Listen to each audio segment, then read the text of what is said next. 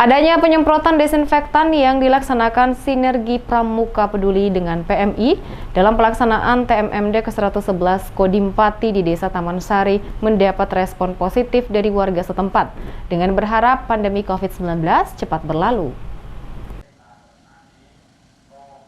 Mengingat kasus COVID-19 kembali meningkat, pemerintah lakukan pemberlakuan pembatasan kegiatan masyarakat darurat untuk menekan penyebaran COVID-19 di lingkungan masyarakat. Begitu juga dilakukan oleh Pramuka Peduli Kuarca Pati bersinergi dengan PMI serta Satgas TMMD melakukan penyemprotan desinfektan di lokasi sasaran TMMD. Menanggapi hal tersebut, Karwati, warga Desa Taman Sari memberi respon positif dengan menyampaikan rasa terima kasihnya kepada anggota Pramuka dan TNI yang banyak memberi manfaat untuk warga setempat.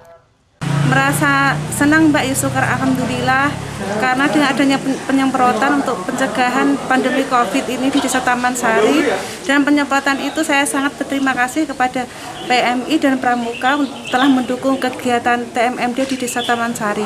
Semoga aja COVID di negara kita Indonesia ini cepat selesai, cepat berlalu, dan warga Taman Sari dan seluruh warga Indonesia aman dari COVID. Karwati berharap pandemi COVID-19 dapat segera berlalu sehingga berbagai aktivitas warga dapat kembali seperti sedia kala.